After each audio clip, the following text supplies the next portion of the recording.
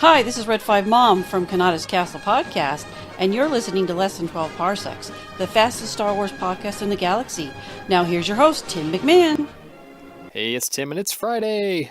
Yeah, you know what that means. It's time for our weekly recap and review of all the Star Wars headlines that grabbed my attention this week, and then I'll share a quick thought or opinion about each one. This is Less Than 12 Parsecs, the fastest Star Wars podcast in the galaxy. We don't have time for in-depth thought and analysis. Sadly, in our world today, thought and analysis is slightly overrated. Hey, you know what? Not much real Star Wars news, but plenty of Star Wars headlines. Some interesting things out there that grab my attention. Stuff you may not consider news, but I liked it. For example, someone decided to take a look at all the registered dogs in New York City and count up their names, and they wanted to see how many Star Wars names there were. Apparently there's more Star Wars dogs than Star Trek dogs in New York. There were 99 Lukes, and Luke might not be a Star Wars name, but we like to think it is, right? There was also 19 dogs named Vader, no Darths apparently, 28 pups named Leia, and one single dog named Skywalker. Do you have a pet who has a Star Wars name? We had a cat named Owen, specifically named after Uncle Owen. Sadly, he passed many years ago. Speaking of passing, and that's really an awkward segue, but Nerdist.com had a video that showed all the deaths in Star Wars of named characters. It's a supercut of all the characters who have been named in canon on film, and they included Clone Wars and Rebels too, which I thought was cool. It's 30 minutes long. Quick, I'm gonna put your trivia to test here. Who was the last character with a name to die in a Star Wars movie, chronologically? Give up? Han Solo. Yeah, sad. I'm still broken up over that. Big going-ons this month in the world of Star Wars comic. The Screaming Citadel storyline and miniseries has started. This is a storyline that's bringing together all the ongoing Star Wars characters, Dr. Aphra, gang from the Star Wars comic book, and a few other characters. I haven't read it yet. I will. I will. You can look for my review soon, most likely on the Expanded Comic Verse, the long-winded podcast that I do with my good pal, Alan Voivod. But to go back to that supercut video, there were some other videos that grabbed my attention this week. I think the one I would call the viral video of the week, if there was one, was the 16-bit trailer someone put together for Last Jedi. Even Rian Johnson loved this. This was put together by John Stratham from Joe Blow. It's the teaser trailer from The Last Jedi, recreated in that classic 16-bit video game style. I'll put links on the 12 Parsecs podcast if you haven't seen it yet. Pretty cool.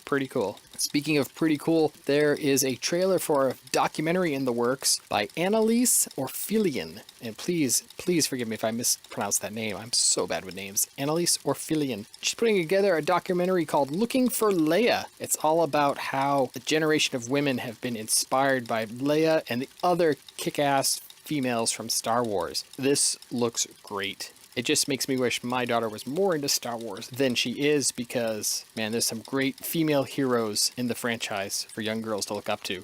Another interesting story that grabbed my attention was the story of Charlie Mason, a 9-year-old boy with macular degeneration in the United Kingdom, who is nearly blind. Not quite, but darn close. And his family, his older brother, his parents, they all love Star Wars, and he just wanted to sit on the couch and watch Star Wars with his family. Well, with modern technology the way it is, some techies have put together goggles that, they look like the VR goggles we're all familiar with these days, but it's specifically designed to allow people with very poor eyesight to see a film as if, they're sitting in the theater. This is so awesome, especially for a 9-year-old little boy. I mean, if you're a 9-year-old kid, you got to be into Star Wars. You have to experience at that age. Thanks to the NHS in the UK, they were able to bring these goggles to him. They plan to expand on this program to bring it to more people with poor eyesight throughout the United Kingdom by 2025. They're still working. This was just a prototype, but what a great way to kick off this program.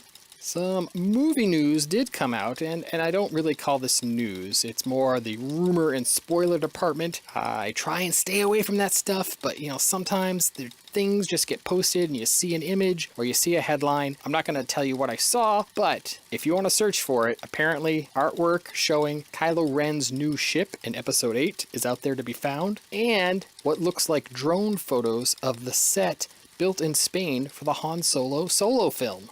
Am I the only one who calls it the Han Solo solo film? I think I am. This needs to catch on. Anyway, I'm not going to tell you what the set looked like. I'm not going to tell you what the ship looked like, but I saw it. Both were interesting, even though I like to keep that stuff at arm's length. And finally, I don't know why this keeps popping up, but it's been all over my feeds this week. Is it news? I don't think so, but apparently Disneyland is selling Star Wars-inspired lightsaber churros. You know, churros, the fried dough treat sprinkled with sugar and cinnamon. Well, they have one specifically made to represent edible lightsabers. Again, it's not news, it's a snack at Disneyland, but it's been everywhere in my feed. I guess people love churros. I guess people love Disneyland. People definitely love Star Wars. You combine the three things, boom, the crowd goes crazy. Well, I'm going to wrap this up now. Like I said, no real news this week. There's lots of headlines out there to be found, but these are the ones that grabbed my attention. Hey, if you saw something and you thought it was interesting and I skipped it, I want to know. Email me at 12parsecsPodcast@gmail.com or connect with me on any of my social media accounts. All the links can be found on my website, 12parsecsPodcast.com. Thanks for listening.